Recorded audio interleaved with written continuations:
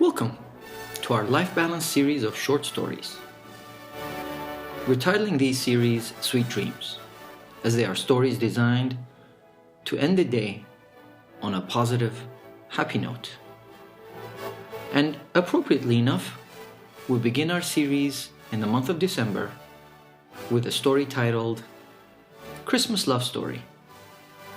And as with all stories, from here point on, the story begins in the old traditional way of Gar Uchkar. It was December the 1st. Christmas was coming and soon would be here. Now, I knew that this time of the year they would soon begin to sell candy canes and little gifts and trinkets that you could buy and distribute to your friends, and most importantly, to that special someone that you had a crush on in school, or you had even the luck to call your boyfriend or girlfriend. This time of the year always made me nervous. I hate receiving gifts. I hate giving gifts. Receiving gifts, I hated because I was never getting any gifts from the people that I really wanted to get gifts from. And giving gifts, well, I just never had the courage to give the gift to that special someone that I had that secret admirer for. I was scared. And besides, to sit there nervous for what? She never even recognized me. She didn't even know who I was. Was I going to have the courage this year to send that gift? Was I going to be able to break down my fears and let her know that I really liked her? I was worried, as I always was.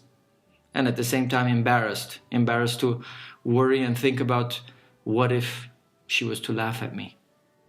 Would they even know me? Do they even recognize me? Do they even know my name? And especially the one that I liked. She had so many admirers, so many guys were after her to want to be her boyfriend. And they were all smart or athletic, well-built, and I was none of that. How was I going to compete with these guys?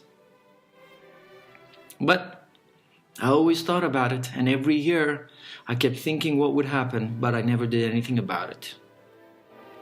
Now that special girl, she was in my homeroom. She sat 2 rows up from me and to my left.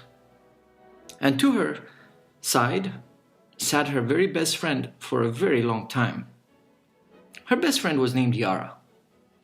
She went by the name Yara, but her real name was Yelag. Apparently, she was from this faraway land which none of my friends had even heard of. And when I asked my father, "Dad, have you heard of a country called Armenia?" "Well, yes, well, son," he said. "That's where the famous mountain Ararat is. Now, supposedly, according to the Bible, that's where Noah's Ark landed. Remember your Bible stories? Animals went in 2 by 2? I could sense my father getting excited. There was a hint of musical tones in his voice. He was about to start singing. The time had come for me to leave. He was going to drag me into a sing-along with him if I didn't get out of there immediately. A happy man, that was my dad.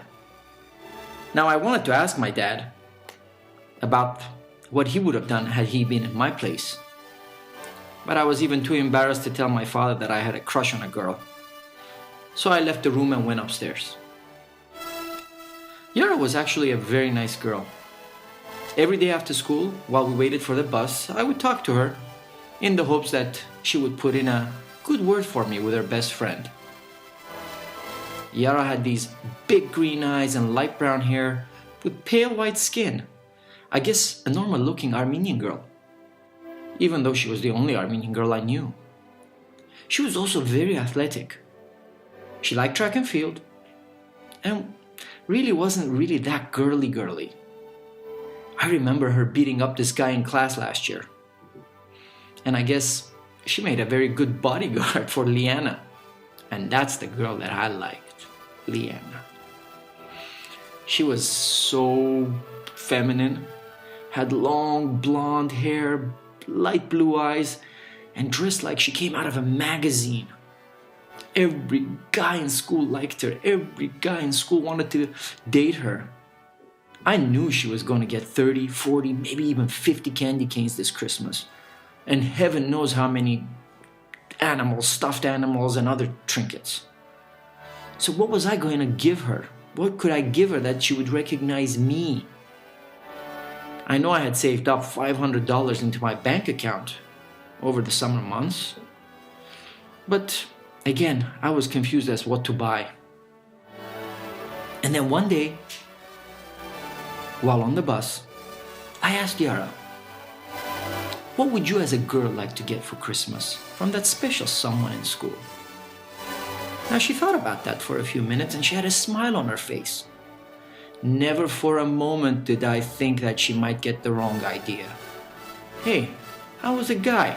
I was just asking a logical question. After a while, she turned around and said, there's this special store that sells these wonderful, beautiful angel figurines. And there's an inscription at the bottom of these figurines. The inscription reads, to hug you, to love you, to protect you. Merry Christmas. Now it's a little expensive. I think it's $48, but the message is nice. And I, for one, would love to get something like that from that special someone at school. I thought, oh my God, that's amazing. That's a great idea. Now I know what to get.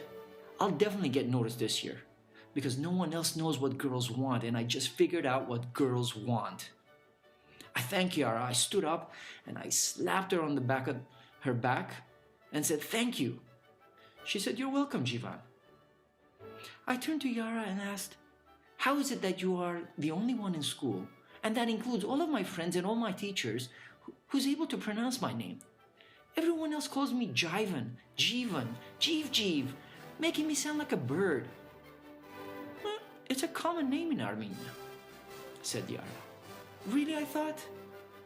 I wonder how my parents came up with that name. It was now December the 5th. On December the 7th, Monday, we'd have to have given our orders or placed our gifts with the Student Association in order to be distributed the following Monday, December the 15th. So Saturday morning, December the 5th, I woke up, I hurried through my breakfast, and I told my mom, I need to go to the mall, Mom. My mom approached me and smiled and gave me this big kiss on my forehead. She said, my baby, you don't need to buy Mommy a Christmas present. A hug and a kiss is more than enough. Save your money for school. Oh darn, I had forgotten about Mom and Dad. Well, boys and girls, this is the end of part 1 of our Christmas love story. Tune in tomorrow for the rest of the story and to find out what happened to Jivan, what happened with Liana. Did she become his girlfriend?